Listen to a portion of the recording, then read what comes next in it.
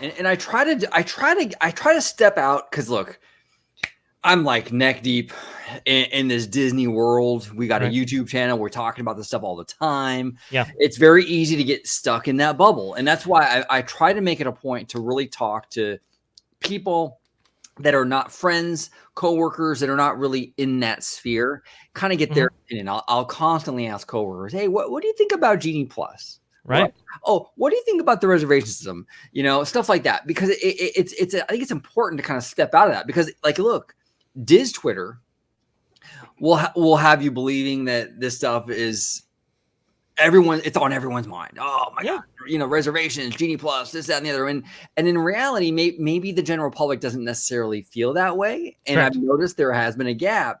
It's all part of that bubble. And it's very easy to get stuck in that echo chamber and think like, wow, even Wall Street, you know, like, look, we're in this space. We've been talking a lot about Reedy Creek, right?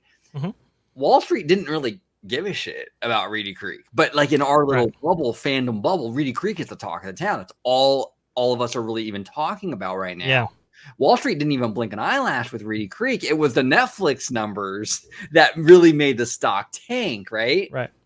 It's like that. It's just so easy to get like kind of stuck in your own world where you start to believe this stuff. And Twitter is a huge factor in all of that. You know, you can kind of kind of tailor craft your reality, right? It's kind of like, oh, I'm going to follow these people. I'm going to block these people. And then before you know it, you're kind of living in your own little world, you know, and it might not even be true to what's really going on. Yes. Yeah. Oh, no, absolutely. 100%. And, you know, some of that is obviously, you know, user driven, right? But a lot of it is just, hey, you know what? I like this tweet, or, you know, retweet this, and, you know, like that. And you know what? Maybe I mute that person.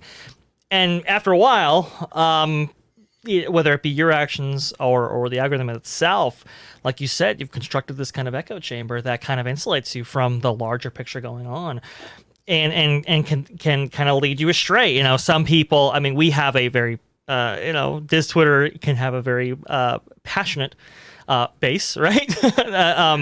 That is very not bashful in offering up their opinions, right? And so it's like, to give you an example, Guardians of the Galaxy Mission Breakout. There's some contingent in Diz Twitter that doesn't quite enjoy Guardians of the Galaxy Mission Breakout. And if you were just going by Twitter, you'd think, wow, nobody likes this attraction. It has all these problems, has all these flaws, whatever. But you get out to the general public, and that's completely the opposite. It's one of the highest, guest satisfiers in all of Disney California Adventure, and many of the parks actually worldwide. If you actually rank all the attractions and combine them, it's a very, very high performer. It's unbelievably popular. It's probably popular to the point where it books many vacation packages just on its own. I mean, but you would never know that if you were just isolated in the kind of bubble that you've either constructed for yourself or has been constructed around you.